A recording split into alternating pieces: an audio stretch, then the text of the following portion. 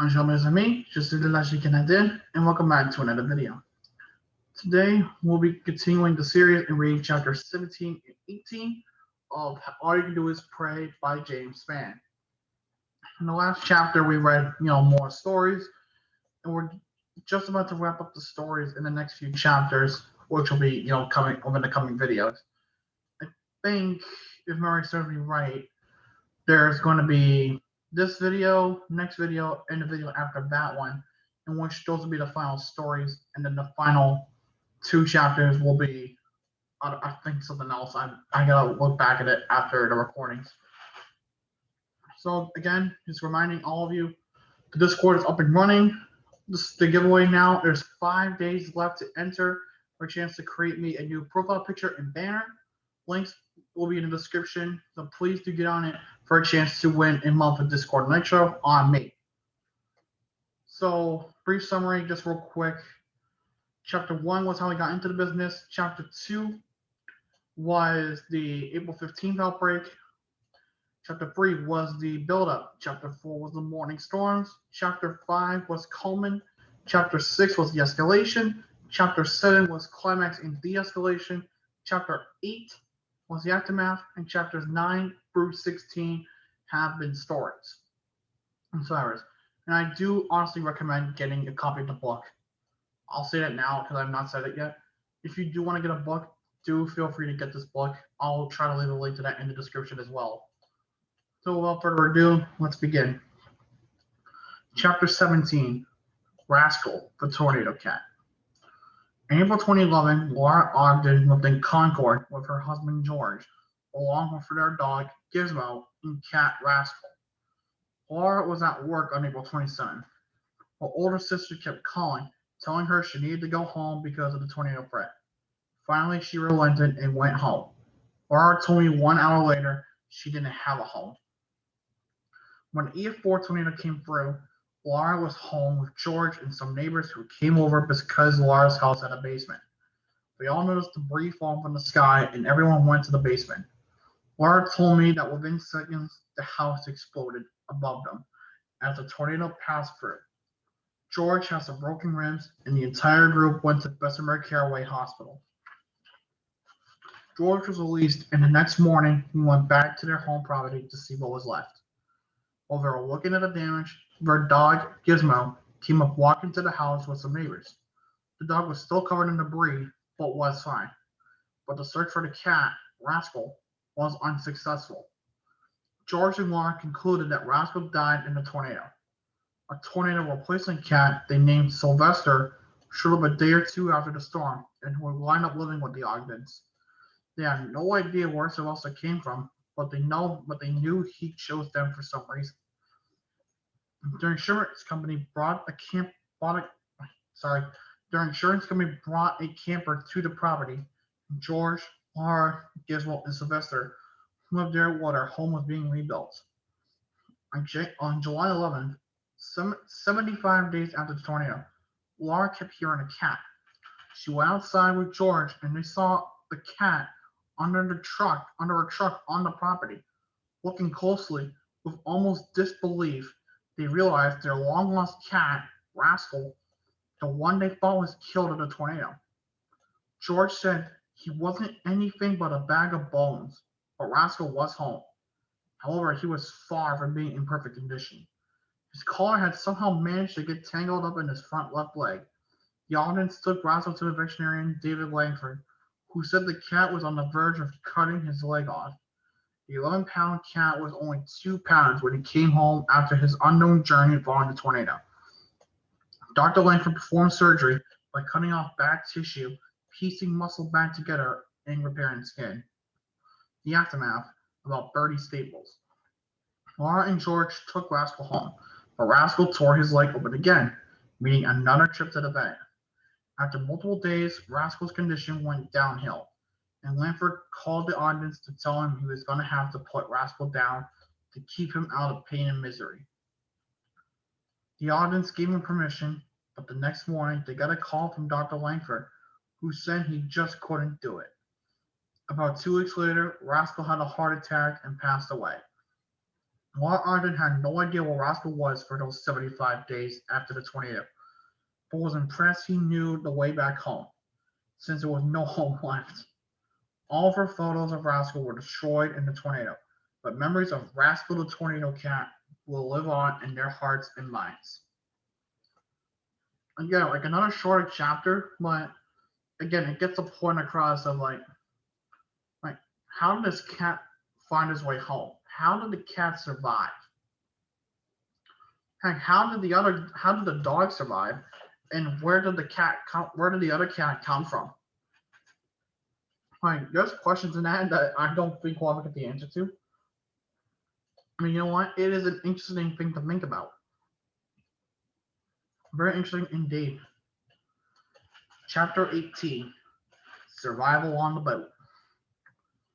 The EF4 tornado that tore through Tuscaloosa in the western part of, of Birmingham on April 27, 2011, got lots of attention since it moved through two population centers in Alabama and impacted so many people. This tornado was produced by a supercell thunderstorm that began in Newton County, Mississippi at 2:54 p.m. Central Time and finally dissipated in Macon County, North Carolina at approximately 10:18 p.m. Central Time. This supercell existed for 7 hours and 24 minutes and traveled approximately 380 miles, producing several strong to violent tornadoes along the way. I'm going to say it real quick. That is impressive. Like for a cell like that to last for so long, that is remarkable. Like like you just said, like all those tornadoes that one cell spawned, that is remarkable. It's impressive, but it's also unfortunate for those that had to suffer because of it. One particular tornado first touched down in Greene County, north of Utah, and lifted just north of downtown Birmingham. By the way, it lifted its center point. That was the official spot where it landed, where it lifted. It was down for 81 miles, and at one point was a mile and a half wide, crossing I-65 north of downtown Birmingham. Maximum winds were 190 miles per hour, and was responsible for the deaths of 65 people, along with approximately 1,500 injuries. Media covered the destruction in Tuscaloosa and Birmingham extensively, but what about that area between the two cities? The story isn't known by most people since there was so little coverage of the damage in rural parts of eastern Tuscaloosa and western Jefferson counties. Not faulting journalists here, they were overwhelmed with so many tornado stories to cover. I do see this over and over, however. Local TV stations providing wall-to-wall severe weather coverage when tornadoes are threatening a metropolitan area, just simply going back to regular programming when the storms, still dangerous and life-threatening, move into sparsely populated areas. That makes absolutely no sense. Lives are precious in the city and away from the city. In 2011, Ed and Shirley Cook lived on Recreation Area Road in Peterson, a small community northeast of Tuscaloosa. Their mobile home is within walking distance of the Blackboy River, where their boat is docked at a Hideaway Harbor Marina. For many years, they would travel down the river through the Holt Lock and Dam to Manderson Landing along Jack Warner Parkway in Tuscaloosa when Alabama had a home football game. On April 27th, the Cooks were sitting on their porch that afternoon, noting the weather was windy and warm. Knowing severe storms are coming, Ed suggested that Shirley take the short drive down to their boat at the marina, believing the 28-foot cruiser would be safer than their mobile home. After watching severe weather coverage on TV, Ed joined Shirley later, and their decision turned out to be a good one. Soon after Ed got on the boat with Shirley, the tornado was ripping a path through the heart of Tuscaloosa and the community of Holt. The wind in the tornado at Holt was estimated at 190 miles per hour by the National Weather Service team that surveyed the damage. I drive that area often. I use the Brookwood Holt back roads as a path to Bryant-Denny Stadium on Saturdays in the fall when I provide weather support to the University of Alabama Athletic Department during the home football games. To this day, it takes my breath away when I cross the tornado path. I seriously wonder if it actually reached EF5 stream as it moved over Hurricane Creek. The tornado tore apart a large metal railroad trestle with a 500-foot span over the creek, and a metal truss support structure weighing 75,000 pounds was thrown 100 feet up on a nearby hill. I wish that part of the pound could be evaluated again. I am no structural engineer. I'm sorry. I'm no structural engineer. I lost my place. I'm no structural engineer, but I have gone on many tornado damage surveys over the years, and I firmly believe this was EF5 damage. One criterion for rating an EF5 is steel reinforced concrete structures are critically damaged. Part of this well-built bridge was blown away. But the Bangor boat, only about 2 miles northeast of the Hurricane Creek Bridge that was destroyed. They witnessed the large tornado approaching from the southwest with debris flying everywhere. Shirley told me she went down the stairs into the lower part of the boat and prayed, thinking they were. I'm sorry, I'm losing my place. Sorry, thinking they were about to die. Ed stayed on the deck and watched. The wind tipped the boat over to about a 12-degree angle. As it turns out, tornado passed just south of the marina where the boat was docked. Their lives were spared, but the tornado moved directly over their property, destroying the mobile home and most of their belongings. After the tornado's passage, Ed and Shirley immediately left the boat to check on their home, but the road was blocked by fallen trees. Ed and some other men from the marina jumped over the trees and made their way up the hill to Recreation Area Road. There, they were able to get chainsaws from neighbors, cleaning a path for others at the marina. When Shirley made it through the debris to their property, the scene was heartbreaking. There was nothing left. Nothing. She told me. Nothing. She told me. The whole neighborhood was gone. It looked like a bomb went off. Shirley told me she saw some of her possessions across the road, including a shower curtain wrapped around one lone tree still standing. Later, she found her washer and dryer down the hill toward the river, with some dirty clothes still hanging out of the washer. That's embarrassing. A nearby tornado sign was toppled. A clock was found that stopped at 5:17 p.m.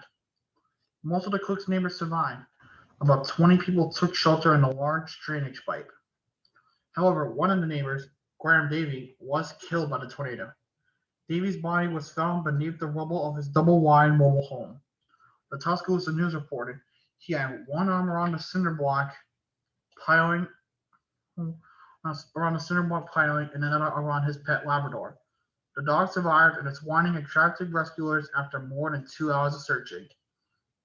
Another marina near the Cook's property, Eagle Cove, took a direct hit.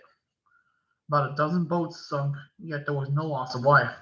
However, some were injured, and those who could walked up the long hill to the Cook's property. Rescue vehicles initially couldn't access the scene due to all the fallen trees.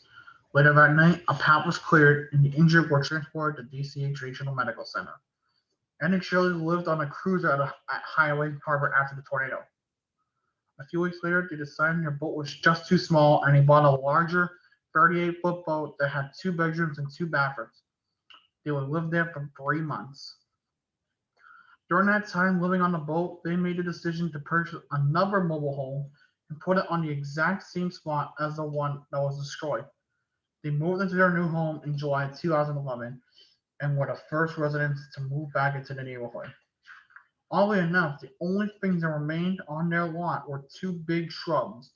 Shirley pulled them back up on a rope, and she told me the shrubs are alive and well today and look really pretty. Later, the Cooks also made the decision to invest in an underground tornado shelter.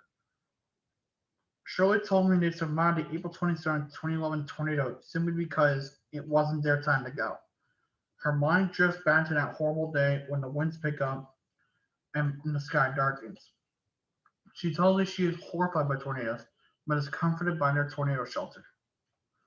Those were those who lived through the tornado in Peterson got little to no attention from the media in the days, weeks, and months after the disaster. These are wonderful people who have learned to persevere. Eagle Cove Marina is being rebuilt, and the community is doing very well today. But they'll be the first to tell you that the tornadoes impact real people at a real place at a real time. Wow. It's something like they survived a tornado that missed the boat that they took shelter in. Normally, I would not say take shelter in a boat, but in their case, it worked. I don't know how it worked, but they made it work, and that's absolutely crazy. So, anyways, guys, I think I'll wrap it up here. And a reminder: 5 days left on the giveaway and the contest. Discord link will be in the description, so go ahead and check that out. Anyways, guys, thank you guys for watching. Hope you guys did enjoy. If you did, leave a like down below. Comment what you guys would like to see next. If you haven't done so already, subscribe and join the Illogical Army. For now, je suis de la Chicken Idea. Bonne nuit et au revoir.